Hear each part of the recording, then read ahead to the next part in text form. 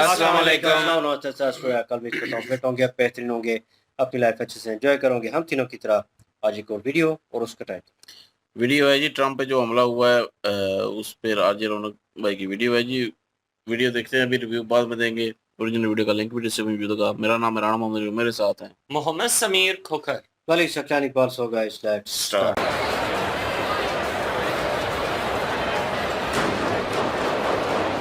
दोस्तों, Donald Trump पे attack हो गया। एक बार फिर से उन पर जानलेवा हमला हुआ। इस हमले के बाद से डोनाल्ड ट्रंप और अमेरिका की पॉलिटिक्स फिर से सवालों के घेरे में और अमेरिकी एजेंसियां अब पूरी तरह से एक्टिव होकर इसमें ईरान का एंगल ढूंढ रही है। क्या हुआ हमला, कैसे हुआ हमला, किसने किया हमला, बात करते चलिए।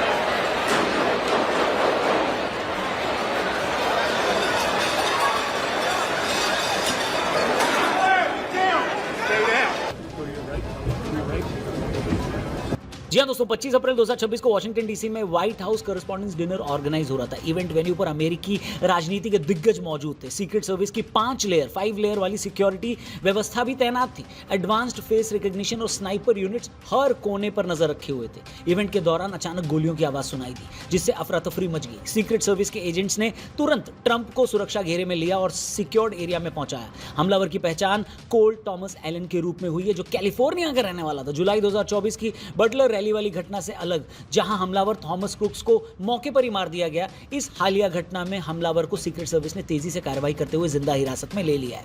इनफैक्ट कई वीडियोस ऐसी वायरल हुई जहां जेडी वेंस को भी खींच कर ले जाया जा रहा है उनकी कुर्सी से पकड़कर। पुलिस ने बताया है कि ये एक शॉटगन, एक हैंडगन और कई चाकुओं से लैस व्यक्ति था। उसने सुरक्षा घेरे को तोड़ने की कोशिश की और सीक्रेट सर्विस एजेंट्स पर गोलियां चलाई। गोलाबारी के दौरान एक सीक्रेट सर्विस एजेंट को गोली भी लगी, लेकिन उसकी बुलेट प्रूफ जैकेट ने उसे बचा लिया। वो फिलहाल सुरक्षित है और हॉस्पिटल में उसका इलाज चल रहा है। न्यूयॉर्क पोस्ट की माने तो अक्यूज्ड एंट्री गेट के पास एक मेकशिफ्ट रूम से बाहर निकला, जहां बार कार्ड्स रखे गए थे। उस इलाके के पास कोई सुरक्षा व्यवस्था नहीं थी। ये ध्यान देने वाली बात है कि एक इवेंट जिसमें अमेरिका का राष्ट्रपति और उसकी पूरी कैबिनेट मौजूद थी, वहां इतना बड़ा सिक्योरिटी लैप्स कैसे हुआ? The fact that they just unified. I saw a room that was just totally unified. It was in one way very beautiful, a very beautiful thing to see. A man charged a security checkpoint armed with multiple weapons, and he was taken down by some very brave members of Secret Service, and they acted very quickly. खबरों के मुताबिक ये माना जा रहा था कि Elon उसी हिल्टन होटल में एक मेहमान के रूप में ठहरा हुआ था, जहां ये डिनर ऑर्गेनाइज किया गया था, आयोजित किया गया था। ऐसे में सवाल ये है कि अब उसका बैकग्राउंड चेक करने का फायदा क्या, जब इवेंट हो चुका है। उससे पहले ये क्यों नहीं किया गया कि जितने भी गेस्ट उस होटल में रुके उनके बारे में बात की जाए, उनके बारे में चेकिंग की जाए, उनके बारे में उनका बैकग्राउंड चेक किया जाए? बताइए। I will say, it's not a particularly secure building, and I didn't want to say this, but this is why we have to have all of the attributes of what we're planning at the White House. It's actually a larger room, and it's much more secure.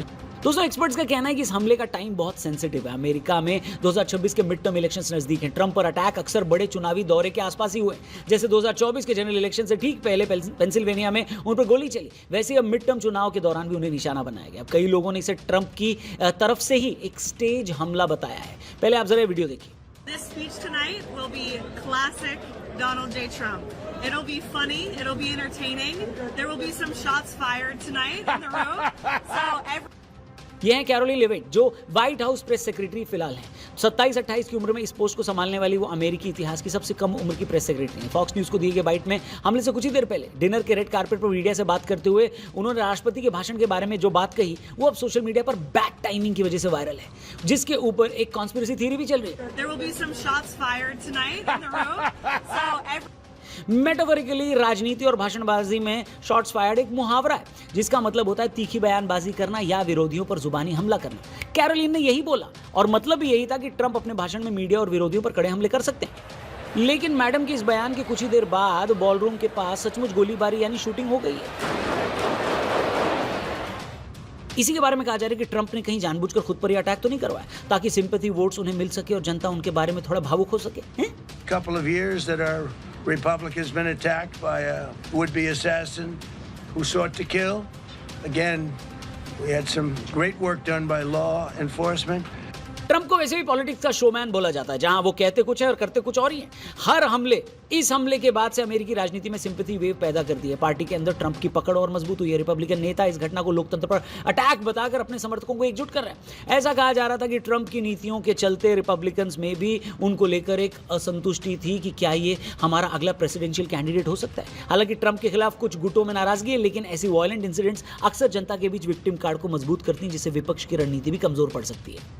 You had Republicans, Democrats, Independents, Conservatives, Liberals, and Progressives, but yet everybody in that room, and there was a tremendous amount of love and coming together. I watched, and I was very, very impressed by that.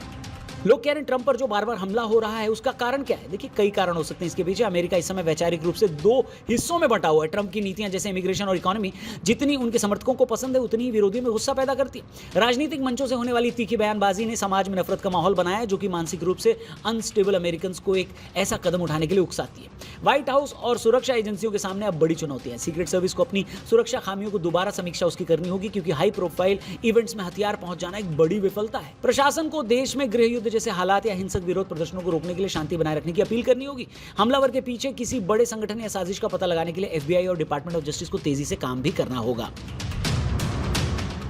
Trump पर हुए इस हमले के बाद एक बात जो की जा रही है वो ये कि क्या इसमें ईरान का हाथ हो सकता है। जिस हिसाब से ईरान ने ट्रंप पर हमले की बातें पहले की हैं और अब ट्रंप के खिलाफ वो लगातार उतरते रहे हैं, उनको देखकर कहा जा सकता है कि इसमें ईरान का हाथ हो सकता है। ये बेहद गंभीर और डॉक्यूमेंटेड प्रूफ्स पर बेस्ड है। फिलहाल की जियोपॉलिटिक्स और अमेरिकी खुफिया रिपोर्ट्स के अनुसार ईरान का एंगल छोड़ा नहीं जा सकता। सबसे पहले ईरान ने जनरल कासिम सुलेमानी की हत्या का बदला लेने की बात कही। ईरान ने पब्लिकली कई बार कहा है कि वो जनरल कासिम सुलेमानी जिसे 2020 में ट्रंप के आदेश पर एक ड्रोन हमले में मार दिया गया था, उसकी हत्या का बदला लेगा ईरान। ईरानी अधिकारियों और वहां की मीडिया ने अक्सर ट्रंप को हटाने या खत्म करने की धमकियां दी हैं। रिसेंटली मार्च 2026 में टॉप ईरानी अधिकारियों ने ट्रंप को चेतावनी दी थी कि वे एलिमिनेट कर दिए जाएंगे।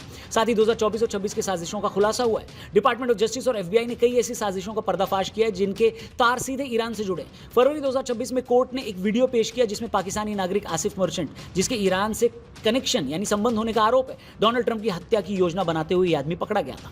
ट्रंप एडमिनिस्ट्रेशन ने दावा किया कि ईरान सपोर्टेड एलिमेंट्स अमेरिकी धरती पर एक्टिव हैं। इसी तनाव के कारण 2026 की शुरुआत में अमेरिका और ईरान के बीच ऑपरेशन एपिक फ्यूरी भी हुआ था। खुफिया एजेंसियों का मानना है कि ईरान अमेरिकी चुनावों को प्रभावित करना चाहता है। ट्रंप की मैक्सिमम प्रेशर वाली नीति ईरान की इकोनॉमी के लिए खतरनाक रही है। ईरान का मानना है कि यदि ट्रंप फिर से स्ट्रांग होकर उभरते हैं तो ईरान के न्यूक्लियर प्रोग्राम और रीजनल इफेक्ट पर और कड़े सैंक्शंस लगेंगे। इसलिए ट्रंप को रास्ते से हटाना ईरान के लिए एक स्ट्रैटेजिक टारगेट हो सकता है। ईरानी खतरे के कारण ही ट्रंप की सुरक्षा को अब वॉर लेवल पर रखा गया है। 2026 के व्हाइट हाउस कॉरेस्पॉन्डेंस डिनर के दौरान सिक्योरिटी इतनी सख्त थी क्योंकि एफबीआई को इनपुट मिला था कि ईरानी एजेंट लोन वुल्फ या स्लीपर सेल का इस्तेमाल करके अटैक कर सकते हैं। ट्रंप ने खुद कहा कि अगर ईरान उनकी हत्या की कोशिश करता है तो वो ईरान को मिटा देंगे। साफ कहें तो डोनाल्ड ट्रंप पर होने वाले हमलों को केवल इंटरनल पॉलिटिक्स तक सीमित नहीं देखा जा सकता। Shooting could have been linked to the war in Iran. I don't think so, but you never know. इसमें विदेशी खुफिया एजेंसियों खासकर ईरान की कॉर्ड फोर्स की एक्टिवनेस का एक गहरा और डरावना पहलू भी शामिल है, जो अमेरिकी डेमोक्रेसी को अनस्टेबल करने की एक बड़ी अंतर्राष्ट्रीय साजिश का हिस्सा हो सकता है। एफबीआई डायरेक्टर कहते हैं कि एफबीआई इस हमले की गहराई से जांच करेगी। उनका मकसद ये पता लगाना है कि हमलावर कौन, एलन का असली इरादा क्या था और क्या इसके पीछे कोई बड़ा नेटवर्क या ग्रुप शामिल है। उन्होंने सीक्रेट सर्विस और स्थानीय पुलिस की बहुत तारीफ की। मानना है उनका कि अगर ये अधिकारी अपनी जान पर खेलकर हमलावर को तुरंत नहीं दबोचते तो हिल्टन होटल के उस बॉल रूम में एक बहुत बड़ी त्रासदी हो सकती थी। एफबीआई के डायरेक्टर पटेल ने इस घटना को सिर्फ एक व्यक्ति पर हमला नहीं बल्कि अमेरिकी लोकतंत्र और संस्थानों पर हमला बताया। उन्होंने आश्वासन दिया है कि कानून तोड़ने वालों को उनके किए की सजा जरूर मिलेगी। काश पटेल ने इसे एक गंभीर राष्ट्रीय सुरक्षा का मामला माना है और पूरी ताकत से इसकी तह तक जाने की बात की है। And we are going to ensure that he was either a lone wolf actor or anyone else that was responsible. We will analyze all evidence immediately to make sure that we safeguard this country. खैर, इस attack को लेकर, US politics को लेकर, Trump के अगले action को लेकर और ईरान के इसमें कनेक्शन को लेकर अभी और भी पन्ने खुलने बाकी हैं। और भी अपडेट आएंगी तो हम उस पर वीडियो जरूर लाएंगे। चैनल को जरूर सब्सक्राइब करना और जाने से पहले हमारे टीआरपी चैनल पर जरूर जाना। हमारा लेटेस्ट पॉडकास्ट अश्विनी उपाध्याय जो कि बड़े वकील हैं सुप्रीम कोर्ट के, उनके साथ ये पॉडकास्ट जरूर देखना। कई ऐसी बातें इस पॉडकास्ट में हुई हैं जो आपका दिमाग हिला देंगी। बहुत ही डिटेल में चर्चा हुई है। इनफैक्ट मैं आपको इसके ट्रेलर के साथ छोड़े जाता हूं। चैनल को जरूर सब्सक्राइब करना और हमारे टीआरपी चैनल पर जाकर इस पॉडकास्ट को जरूर देखना। फिलहाल देखिए इस पॉडकास्ट का trailer. Thank fire in hall जी, ये हमले की वीडियो मेरे ख्याल में एक दिन पहले की है, 2 दिन पहले की है मैंने देखी है मेरे ख्याल में, if I am not wrong. खैर 2 दिन पहले की है। तो आज एक भाई ने थोड़ा बहुत जो है इसको लाइट आउट किया है, और जो बीच में मुद्दे थे और सबसे मेन मुद्दा जो था जो सामने नज़र आ रहा है नावान, वो भाई ईरान को लेकर और अमेरिका और ईरान की वो जंग है बेसिकली इसराइल की है, लेकिन अमेरिका बीच में कूदा है और अमेरिका अपनी उस चीज़ पे ले गया ना पे।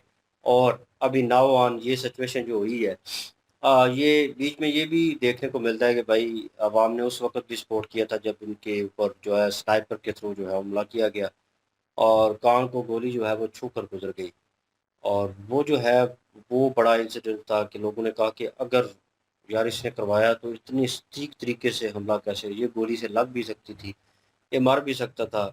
लोगों ने कहा कि ओरिजिनल है, कि मतलब उसके ऊपर हमला किया गया और स्नाइपर को टेक डाउन कर लिया गया। और यहाँ पे अगेन उस वक़्त भी वोट मिले, सिम्पैथी मिली, वो सारा कुछ हुआ। नाउ ऑन अगेन अर्जुन भाई ने ये पॉइंट मेंशन किया कि वोट्स जो होने हैं, इलेक्शन जो होने हैं, उनके आने के मतलब करीब आता है वक़्त, तो उसी दौरान ये चीज़ें क्यों स्टार्ट हो जाती हैं? भाई कंसर्निंग होता है, लेकिन एक पॉलिटिशियन जो है, कह लें कि एक एडवर्टाइज़र भी होता है एक किस्म का। उसने अपने आप को एडवर्टाइज़ करना होता है। भाई तीसरी दफ़ा तो बन ही नहीं सकता ये। नहीं और नहीं, मतलब ये मिड टर्म इलेक्शन हो रहे हैं ना। तो मतलब कि उसने अपनी साख तो कहीं न कहीं बरकरार रखनी है। उसके पीछे भी एक दवा सुना था कि उनके हाँ, युद्ध को कोई लेकर उनके फैमिली मेंबर है, उनको भी मौका मिलेगा मेरे ख्याल में, कि पता नहीं बिल्कुल, उनकी बिल्कुल। बेटी है या युद्ध तो को वो भी लेकर आएँगे। स्थिति बिगड़ी हुई है। अमेरिका में एहतजाज भी हो रहे हैं, काफ़ी सारी अवाम जो है वो इसके खिलाफ है। तो मुमकिन है कि अवाम के दिलों में जगह बनाने के लिए इस तरह की कोई स्ट्रैटेजी जो है इसने अपनाई हो। ये भी मुमकिन है कि ईरान के ऊपर हमला करने के लिए ये योजना बनाई जा नहीं, सकती है। वो मीडिया के सामने वो सवाल आपने सुना नहीं है? वो पूछ रहा है कि क्या आपको लगता है कि इसमें ईरान का कहीं हाथ है या उनकी कोई प्लानिंग थी? वो कह रहा है आई डोंट थिंक सो, मुझे नहीं लगता ऐसा है। लेकिन उसने जो कहा है ना, मतलब कि अगर अभी बंदा पकड़ा हुआ है तो इट्स मीन्स कि इन्वेस्टिगेशन होगी, तो वो उसके बाद ही किसी चीज़ के ऊपर आना चाहता है। लेकिन इसमें भाई 2 तरफ में देखा जा सकता है, तस्वीर के 2 पहलू हैं, नोबडी नोज़। हम तो वीडियो देख रहे हैं और जो तज़्ज़िये आ रहे हैं उनके ऊपर ही हमने रिएक्ट करना है। पर्सनल इन्फॉर्मेशन तो हमारे पास है नहीं है। लेकिन इन रियलिटी भाई, जहाँ तक जो फ्रंट का व्यू मैंने जो वीडियो क्लिप देखा, जो ओरिजिनल मैंने देखा घर पे बैठे हुए, उसको मैं यकीन माने मैंने 2-3 बार रिवर्स करके देखा कि कहीं और ड्रामा ना हो, क्योंकि वो जो लड़की साथ में लेफ्ट साइड के ऊपर थी, ठीक है? और वाइट कपड़ों में, उसका रिएक्शन और तरह का था, मतलब जब गोली चली और जो बताने वाला बंदा आया, जो ट्रंप को बता रहा है, आप वीडियो रिपीट करके देख सकते हैं। तो भाई इनमें गैप है। गैप मीन्स कि वो जब बताने आया और जब वो बात कर रहा था तो वो सिर्फ ट्रंप के नीचे होकर कान के साथ होकर बात कर रहा था। एक किस्म की सरगोशी थी, ठीक है? वो फायरिंग की आवाज़ से वो जो है वो चौंकी है, ठीक है? इसमें और ट्रंप को वो बताने में और ट्रंप का रिएक्ट करने में बड़ा फ़र्क है। ट्रंप कोई रिएक्शन नहीं दे रहा था। कह लें कि रिएक्शन लेस जो है वो फ़ील कर रहा था बिल्कुल। और जेडी वेंस जो है वो जिस तरह घसीटा गया, क्योंकि फायरिंग हो रही हो और ऐसी स्थिति बनी हो कि हमलावर आ रहा है और आपने तो सिक्योर होना है। फोर्सेस जो हैं वो आपको दबोचती हैं और कवर करने की कोशिश करती हैं, उनका काम है। तो जेडी वेंस जो हैं वो इधर-उधर ही नहीं हुए, वो आप देख सकते हैं अगर उनके ऊपर आपका फ़ोकस हो, आप देखें उनको तो। भाई वो बता रहे हैं, वो फायरिंग की आवाज़ भी आ रही है और लड़की को आ गई है।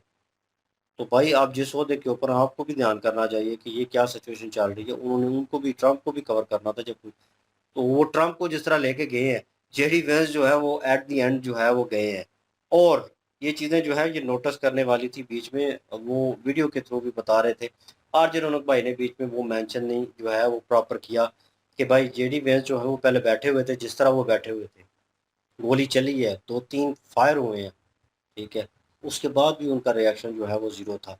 तो इससे देखकर यही लगेगा आधे लोगों को कि यार ये प्लान था, प्री प्लान जो है वो चीज़ की जा रही थी इलेक्शंस के लिए और आने वाले वक़्त के लिए, या ईरान के ऊपर हल्ला बोलने के लिए। क्योंकि अभी जो लोग होल्ड कर रहे हैं उनको भी उन्होंने ठिकाने लगाना है। हमेशा अमेरिका का मोटिव रहा है, पास्ट देखें अगर तो मेरे ख़्याल में जो है कोशिश की है उन्होंने कोई ना कोई किसी कंट्री के ऊपर हमला करना, तो एक मोटिव क्रिएट करने का।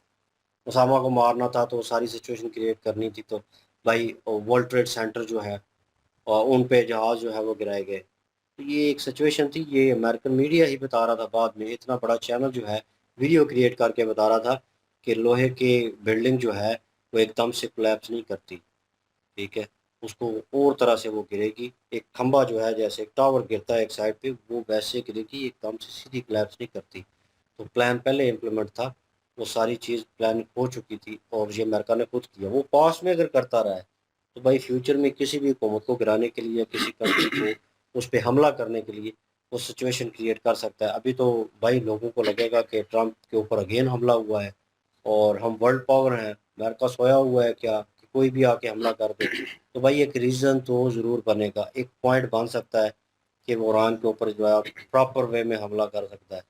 तो लेट्स सी, देखने लायक होगा वो बंदा क्या बयान देता है, ये किस तरह कनेक्शन निकालते हैं, ये किससे निकलते हैं, कौन इसमें इन्वॉल्व होता है। तो वो भी इन्वेस्टिगेशन चलेगी, तो मेरे ख्याल में उसके बाद प्रॉपर जो है वो निकल के आएगा कि अमेरिका ने क्या रद्द अमल करना है इसके ऊपर, क्या रिटेलिएट करेंगे। जी, बिल्कुल जी। और देखा जाए तो वाक़ई ये पहले भी हुआ इस पे हमला, उस वक़्त भी जो है वो इलेक्शन थे, अब भी जो है वो हमला हुआ, अब भी मिड टर्म इलेक्शन है, तो पहले जनरल इलेक्शन थे। तो ये वैसे ज़्यादातर तो यही लगता है कि ये इसने खुद ही जो है वो सिम्पैथी लेने के लिए, क्योंकि ये अपनी वो समझ लें कि एक वैल्यू जो है वो खो रहा था अमेरिका में। काफ़ी सारे इसने कानून बनाए ऐसे, उसके अलावा ये जंग जो छेड़ी, इसको लेके इसकी जो है पॉपुलैरिटी जो है कम होती जा रही थी। तो जिस वजह से जो है इसने ये कांड किया हो, शायद, हम ये नहीं कहते कि इसने वाक़ई ऐसा किया होगा, शायद इसने यही किया हो कि इसकी जो है वो सिम्पैथी के थ्रू जो है वो इसको वोट मिल जाएँ। तो दूसरा ये है कि वो ईरान पे जो है वो कुछ डाल दे। अभी एकदम से इसने नहीं कहा कि वो ईरान का था तो ये वो, क्योंकि वो शक में पड़ जाता। अभी कहेगा कि इन्वेस्टिगेट होगी, तो इन्वेस्टिगेशन के बाद जो है वो कह देगा कि जी इसके पीछे बैकग्राउंड जो है वो ईरान है और ईरान में इसके तल्लुकात थे, तो ये था, वो था, तो इस तरह करके इल्ज़ाम लगा के जो है हमला कर दे। तो ये भी हो सकता है और ये भी हो सकता है कि रियल ही हो, क्योंकि इसको को पसंद नहीं है, अब ज़्यादातर करते हैं वहाँ वहाँ पे जिस ऐसी इसने पॉलिसियाँ बनाई हैं। अमेरिका में ही जो है इस पे गुस्सा हैं लोग, तो शायद हो सकता है कोई जो है ज़्यादा गुस्से में आ गया और उसने जो है मारने की कोशिश कर दी हो, या कोई उसके पीछे एजेंसी हो, या उसके पीछे कोई और बड़ी ताकत हो जो इसको रास्ते से हटाना चाहती हो।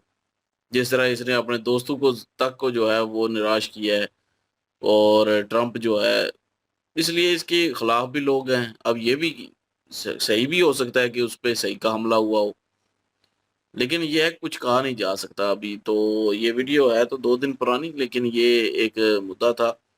तो काफ़ी सारे लोग जो है वो कमेंट कर रहे थे कि ये बच गया, ये मरना चाहिए इसको, ये होना चाहिए, वो मैं समझता हूँ कि मरने से बेहतर है कि इसको सज़ा मिले जो इसने काम किए।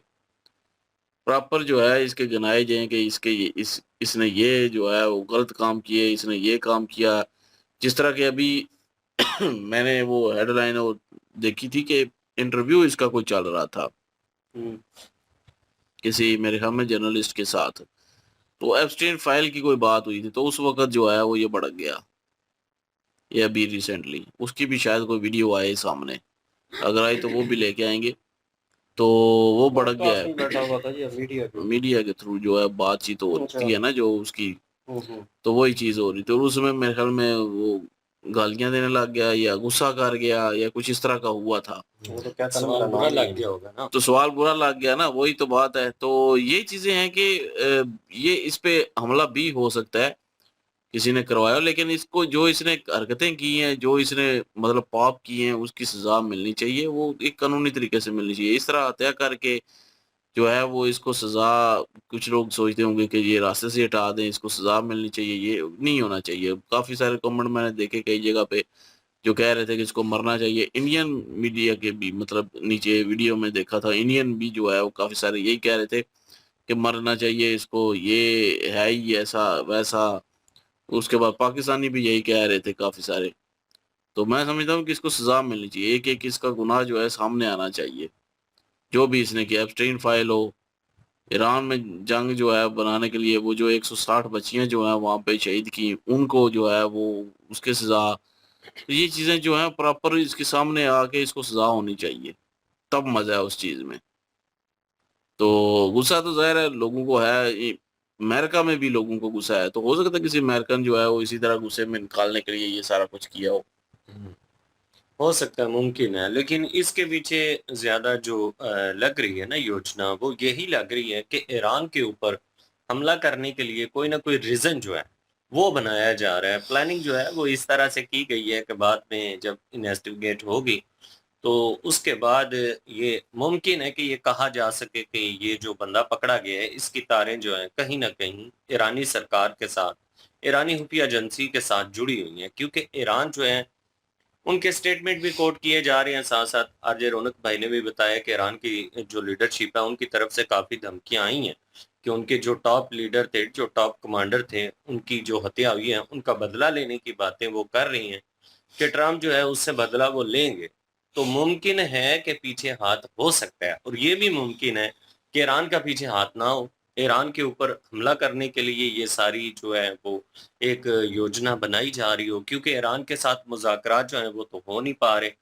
जो चीज़ें ट्रम्प चाहता है वो ईरान मानने से इनकार करता है, और दोनों ही कंट्री ये अजीबो-गरीब सी स्थिति बनी हुई है कि होने मुज़ाकरात हैं, लेकिन दोनों कंट्रियों की तरफ से धमकी आमेज़ चीज़ें जो है ना, वो सुनने के लिए मिलती हैं। ईरान ये कहता है कि भाई अमेरिका जो है उसकी ये गलतफ़हमी है, वो ये गलतफ़हमी अपनी दूर कर ले, जो न्यूक्लियर है उसके ऊपर किसी किस्म का कोई कंप्रोमाइज़ नहीं होगा।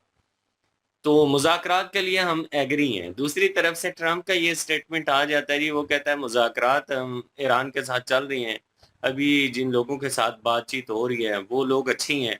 उम्मीद करते हैं जल्द ये मुज़ाकरात कामयाब होंगे, लेकिन ये बात है कि ईरान को किसी भी सूरत में न्यूक्लियर रखने की इजाज़त नहीं है। तो दोनों तरफ से जब ये चीज़ें हो रही हैं, तो कहीं न कहीं लग ही नहीं रहा कि मुज़ाकरात जो हैं वो हो सकते हैं, या आने वाले टाइम में कुछ इस तरह की चीज़ें हो जाएँगी कि स्थिति जो है वो ठीक हो सकती है। जंग के हालात जो है ना वो बिगड़ते जा रहे हैं, और मुमकिन है कि जंग दोबारा से छिड़ सकती है। क हम भी अपने तज्ज़िया के मुताबिक यही कहते आए हैं कि इज़राइल जो है, उसकी ये सारी प्लानिंग होती है, और उसकी वजह से यूएसए को जो है वो कूदना पड़ा जंग में।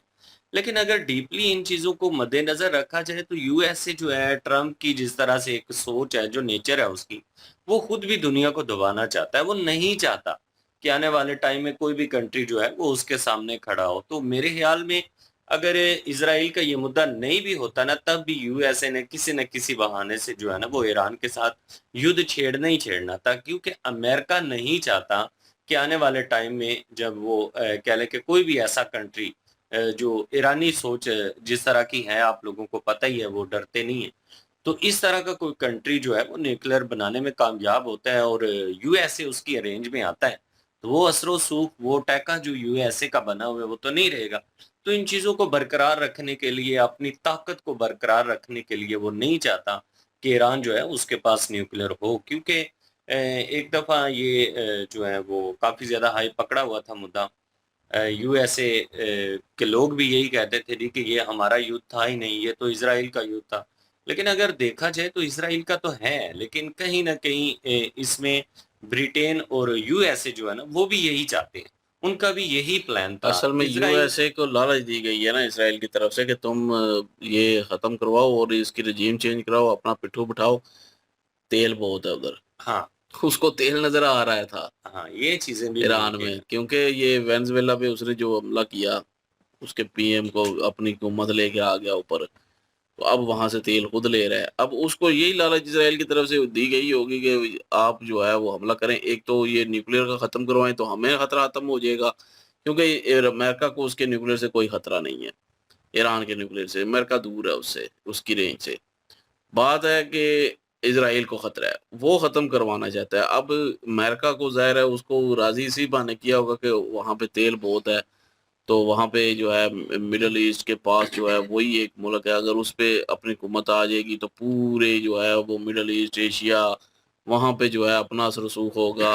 एक किस्म की वो स्ट्रेट ऑफ हॉर्मुज़ है, उस पे कब्ज़ा हो जाएगा और तेल आपको मिल जाएगा। मतलब ये लालचे ले गया होगा ट्रम्प। बिल्कुल जी, मुमकिन है, इस तरह से भी हो सकता है। लेकिन ये जो इसके ऊपर हमला हुआ है ना, इस हमले का रिज़ल्ट अभी खुल के सामने नहीं आ रहा, कुछ भी नहीं कहा जा सकता। क्योंकि एंगल जो है वो हर साइड से अगर देखा जाए तो कोई ना कोई तस्वीर का रुख नज़र आता है। तो ये भी मुमकिन है कि अपने लोगों में वो संपत्ति हासिल करने के लिए उसने किया, और ये भी मुमकिन है कि ईरान के ऊपर हमला करने के लिए ये एक सारा प्री प्लान जो काम है वो किया गया। लेट्स सी जी, ये वक्त बताएगा। इन्वेस्टिगेशन चल रही है और देखते हैं क्या सिचुएशन क्या चल रही है? इन्वेस्टिगेशन। क्या चल रही है? इन्वेस्टिगेशन ये करेक्ट वर्ड है। अब मैं सीरियस हो गए हो ना थोड़ा सा, समझ लो। यहाँ पे भी गोलाबारी चल रही है लफ्जों की। खैर नहीं, कमेंट सेक्शन ओपन आपके लिए। इनके वीडियो की लिंक भी डिस्क्रिप्शन में मौजूद होगी, प्लीज़ इनके थ्रू हमें भी सपोर्ट कर दीजिएगा। इंशाल्लाह मिलते हैं नेक्स्ट वीडियो में। अपना क्या रखिएगा, वो याद रखिएगा। तब तक के लिए अल्लाह हाफिज, पीस।